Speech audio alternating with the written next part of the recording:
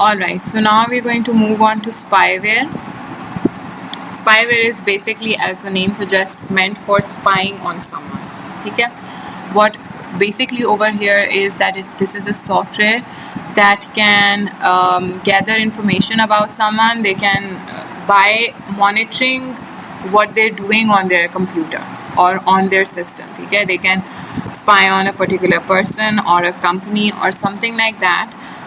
When this software is installed in their system, or planted into their system, essentially, it can even monitor what you're typing on your keyboard, which basically gives all your information away. Any passwords that you type, any letters that you send, any confidential letters that you're sending, everything is accessible to you. You know what the person is writing, so there's no more that you need to spy on. So basically, it's a software that gathers information by monitoring key presses on the user's keyboard. The information is then sent back to this person who sent the software. Now, there are different ways of implanting the software into the other person's system or the company's system. We don't need to go into that. We just need to know what spyware or a key logging software is. It gives the originator access to all data entered using a keyboard on the user's computer. The software is able to install other spyware, read cookie data, and also change a user's default web browser. So all of these things are intended by the spyware software. So to protect yourself is use of anti-spyware software. The user should always be alert and look out for clues that their keyboard activity is being monitored. You can do that if there's something that you've only typed and never told anyone. Something like that gets leaked, or someone else gets that information. So you should get a slight, hint of there's something wrong. Using a mouse to select characters from the passwords rather than typing them in using a keyboard can help reduce the risk. Well, this is obviously quite a difficult thing to do, to use your mouse all the time.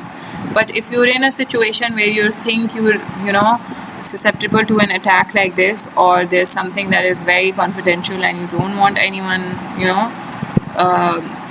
taking up that information, so using a mouse is one method. Okay? So this is basically all of the few what would you call security issues over here that are mentioned in this chapter.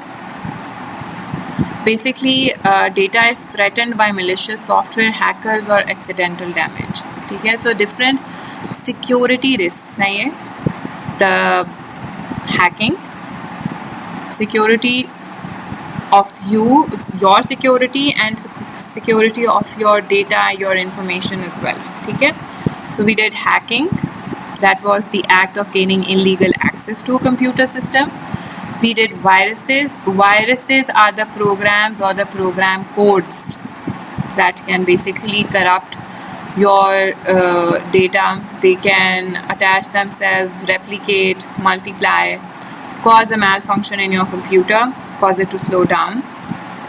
Then come the phishing and pharming. They're basically malicious acts of trying to gain or trying to take someone's personal data for different fraud reasons, theft reasons, all of those situations. So phishing and pharming, they're all basically bogus websites, using the act of using bogus websites to take your information. In phishing, they send you the link in the form of an email.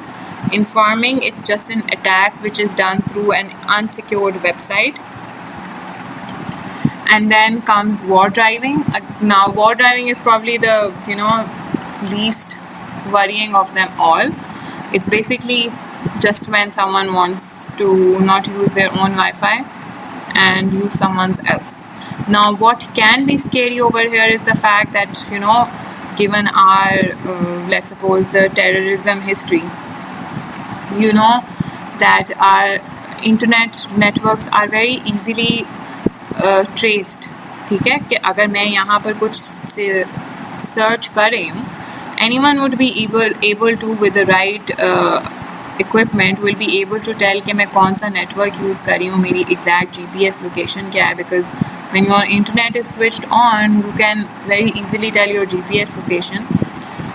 So if someone is looking to do something malicious, they're looking to do something some illegal act, and they don't want themselves to get stuck or be traced essentially.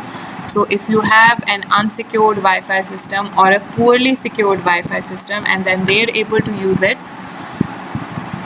the act is going to be traced back to you, not that person.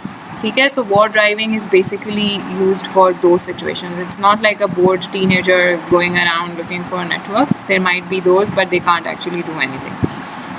But this is where this is used to make themselves non-traceable, because if they're using your Wi-Fi network, then whatever they do will be traced back to your IP address, not theirs.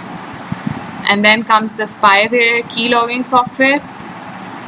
That is where the software can actually monitor each and every single thing that you type, and it goes back to the person who sent the software. And it's like a huge, security risk for any company or an individual. Okay, so I'll be posting your homework along with this video in the Google Classroom. So please do it and submit it on time.